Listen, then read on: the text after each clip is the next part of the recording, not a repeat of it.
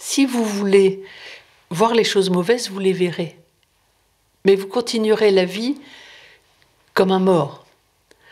Si vous voyez les choses de façon positive, vous allez être vivant. Moi, je suis attirée par la vie et pas par la mort.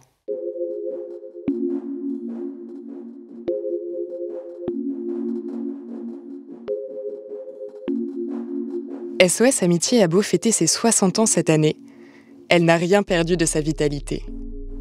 Depuis 10 ans, les appels sont en hausse, pour atteindre les 700 000 par an. L'association compte plus de 1600 bénévoles.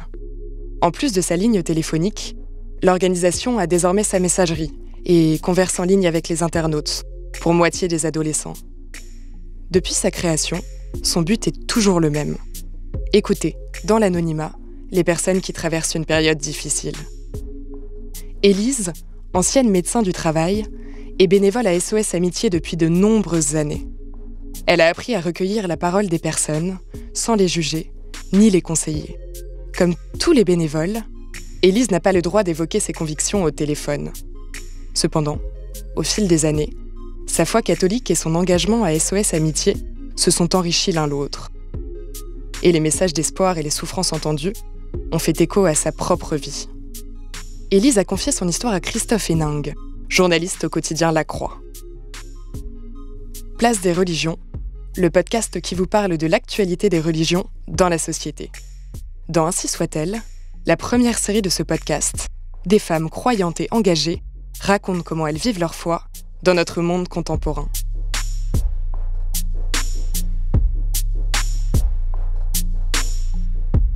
Je m'appelle Élise, voilà, j'ai 73 ans, je suis mariée, j'ai eu 4 enfants, dont une fille aînée qui est malheureusement décédée dans un accident de voiture, et nous avons 9 petits-enfants. J'ai fait une carrière en médecine du travail. Durant cette carrière, j'ai été écoutante à SOS Amitié. J'ai dû interrompre cette activité en raison du décès de ma fille, mais j'ai retrouvé cette association au moment de la retraite. Quand je pars à SOS Amitié, je monte dans ma voiture, je ne mets pas de radio. Je m'invite à me détacher de ce que je vis dans ma vie au quotidien pour me préparer à écouter. Je fais un peu le vide. Mais ce vide, pour moi, il est rempli de prières. Ça va peut-être vous paraître insolite, mais je trouve que c'est tellement compliqué d'écouter et de passer ces messages que je ne veux pas que ce soit mes propres messages, mais que ce soit les messages de l'Évangile, les messages d'amour qu'on a y passé. Il ne faut pas non plus exagérer, je ne porte pas toute la misère du monde quand je rentre chez moi, j'arrive aussi à m'en détacher, et puis c'est leur vie, c'est pas ma vie. D'ailleurs, si je prenais toute la misère du monde, je crois que je ne pourrais pas continuer à être écoutante à SOS Amitié. Écouter, mais ne jamais conseiller. Ici, l'idée de base est l'anonymat strict, pour l'appelant et pour celui qui prend l'appel. Chaque cas est bien sûr différent, la détresse est souvent la même, alors il faut savoir adapter son comportement.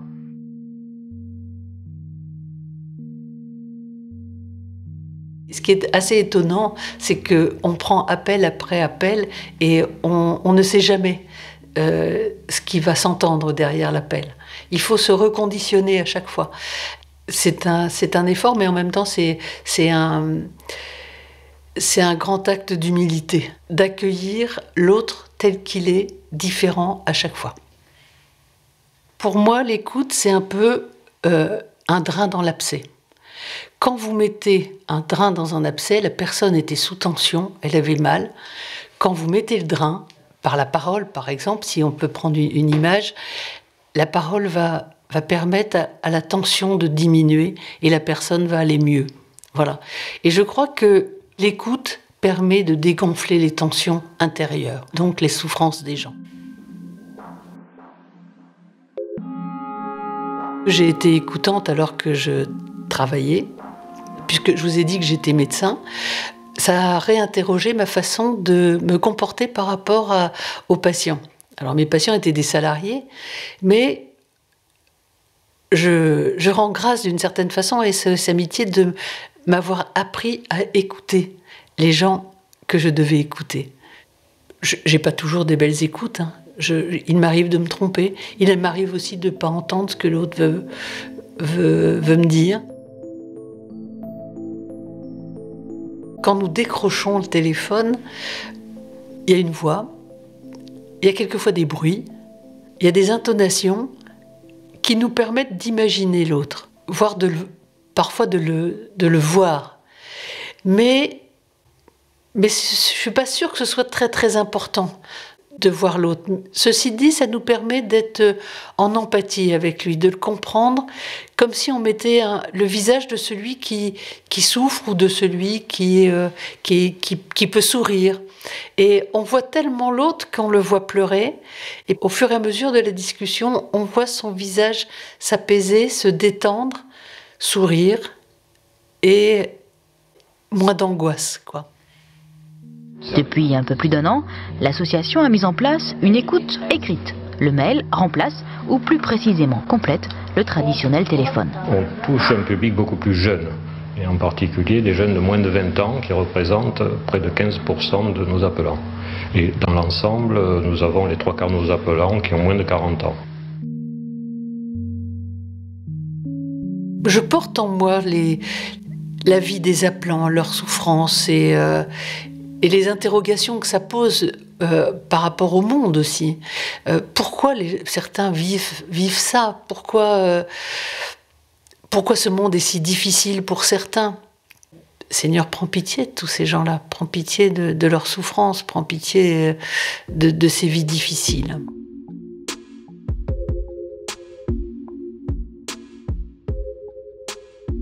Dans ma vie, j'ai eu un accident de vie important puisque ma fille est décédée dans un accident de voiture, elle avait 21 ans. Ça a été un moment excessivement douloureux, d'autant que c'était notre aîné et que nous avions 3 enfants qui venaient après. Cette blessure, il fallait la prendre en charge, la prendre en compte, et j'ai choisi à ce moment-là de quitter SOS Amitié. Le premier devoir d'un écoutant, c'est d'abord de s'écouter aussi. Et là, à ce moment-là, je me suis rendu compte qu'il fallait que je m'écoute, que j'écoute mon mari, que j'écoute mes enfants, que nous écoutions nos propres souffrances avant de pouvoir faire quelque chose pour qui que ce soit, quoi.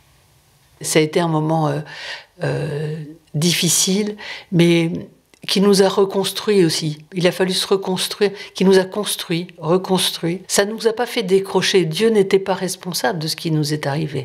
Et ça a été une chance de voir aussi les choses comme ça. Dieu n'est jamais responsable d'un accident. Ça, c'est des accidents de la vie. Par contre, je crois qu'il a fallu cheminer avec cette douleur. Peut-être que, au bout du compte, elle nous a rendus aussi plus humaines, cette souffrance. Je crois qu'il y a 2 façons de voir la vie. Il y a la façon pessimiste et la façon optimiste. Si vous voulez voir les choses mauvaises, vous les verrez. Mais vous continuerez la vie comme un mort. Si vous voyez les choses de façon positive, vous allez être vivant. Voilà. Je ne sais pas si je m'exprime bien sur ce sujet, mais ce que je crois, c'est que moi, je suis attirée par la vie et pas par la mort.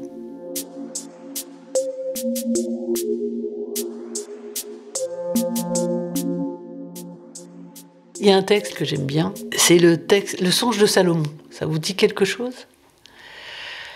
Le songe de Salomon, c'est Dieu dit à Salomon, dis-moi ce que tu souhaites. Et Salomon dit, ce que je souhaite et ce qu'il demande la sagesse. La sagesse, c'est reconnaître le bien et le mal. Et Dieu lui dit, parce que tu as demandé ça, que tu n'as pas demandé une longue vie, etc. non seulement tu auras ce discernement du bien et du mal, mais tu auras aussi une longue vie. Voilà. Moi, j'aime bien ce texte parce que c'est un peu ça, quoi. On est fait pour le bien. La sagesse, c'est faire que tout le monde vive bien, aille bien et vive des éléments de fraternité, des éléments d'amour et se sentent bien. Voilà. Laplan nous parle-t-il quelquefois de religion? Oui.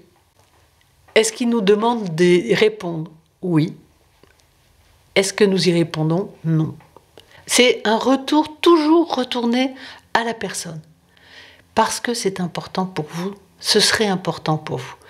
Et ça lui permet de dire, bah oui, parce que moi j'ai besoin d'espérance, j'ai besoin de confiance, j'ai besoin de... Et ben voilà, c'est ce que je vous souhaite. J'ai besoin d'y croire. J'ai besoin d'y croire et bien, allez-y, croyez.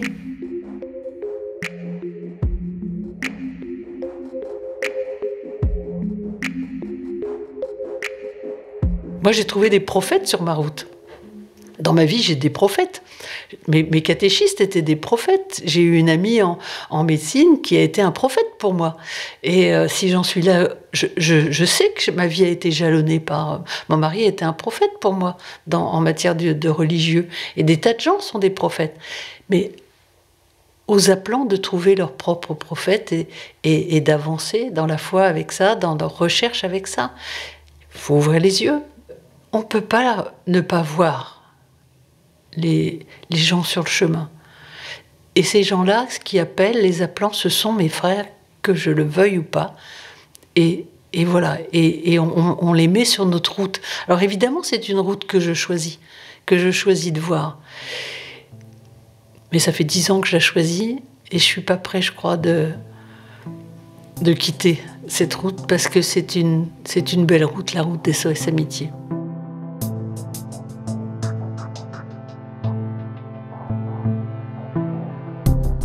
Pour en savoir davantage sur les services d'écoute téléphonique, retrouvez une sélection d'articles de La Croix dans le texte de description qui accompagne cet épisode. Ainsi soit-elle, la première série du podcast Place des religions. À écouter toutes les 2 semaines sur l'ensemble des plateformes, le site et l'appli La Croix.